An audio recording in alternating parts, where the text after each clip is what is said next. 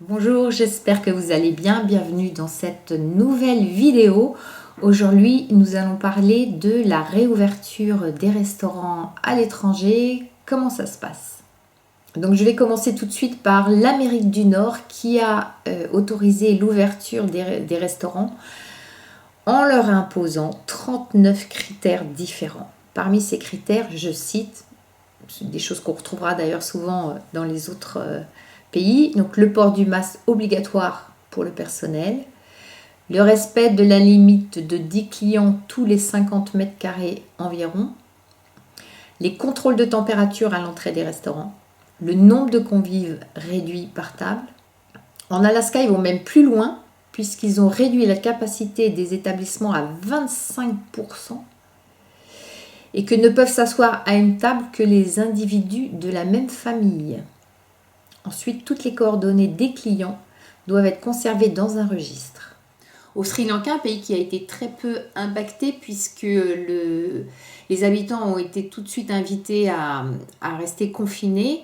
Les règles sont les suivantes, donc obligation de porter gants et masques pour les employés, désinfection de l'équipement culinaire, de la vaisselle, distanciation de 1 mètre entre les clients à l'intérieur du restaurant, désinfection des chaises, des tables et un gros effort sur la formation sur l'infection et sur les facteurs de risque et comportements à adopter.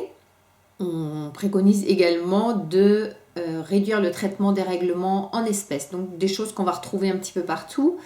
En Chine, on a aussi ce témoignage très intéressant de Paul Perret, ce chef français en poste au restaurant L'Ultraviolet, un restaurant gastronomique de 10 couverts, qui nous révèle que en Chine, l'hygiène est quelque chose qui est très déjà présent au sein des restaurants. Donc on se lave les mains, on a une distance entre les tables, prendre la température à l'entrée du restaurant, porter des masques pour le personnel, ce sont des choses qui sont courantes.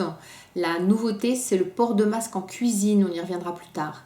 Le chef parle par contre d'une reprise très très lente. Alors c'est vrai que son restaurant est un petit peu atypique, mais il y a 2 phénomènes, c'est que la clientèle internationale n'est pas présente et que la clientèle locale hésite à revenir au restaurant en fonction des incertitudes par rapport à son propre business. Pour pallier à cette perte, le chef parle de dépenses divisées par 2 au niveau des dépenses des clients. Le chef a rouvert au déjeuner les week-ends, une chose qu'il ne faisait pas auparavant. Beaucoup plus proche de nous en Suisse, les restaurants vont rouvrir le 11 mai avec des conditions vraiment extrêmement strictes qui sont contestées par 80% de la profession. En résumé, les tables ne devront pas excéder 4 couverts, exception faite des familles avec enfants. Les tables devront être espacées de 2 mètres et le cas échéant, isolées par un élément de séparation. Du côté des bars, tous les clients devront être assis. Sous ces conditions, cela signifie que les restaurants ne pourront pas ouvrir à plus de 30% de leur capacité originelle, ce qui nous amène à nous poser la vraie question.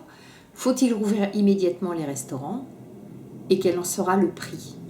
Voilà, cette nouvelle vidéo est terminée. J'ai voulu balayer le mieux possible ce qui se passait un petit peu dans le monde pour le milieu de la restauration. J'espère que vous avez aimé cette communication. Si vous avez aimé, un petit pouce bleu, vous abonnez à la chaîne, vous partagez surtout. L'important, c'est vraiment de créer une chaîne de solidarité, de s'informer les uns les autres dans ces temps difficiles et pour les clients, de soutenir ceux qui nous font rêver quand on va à leur table. Voilà, je vous souhaite une très très belle journée et je vous dis à très vite pour de nouvelles vidéos.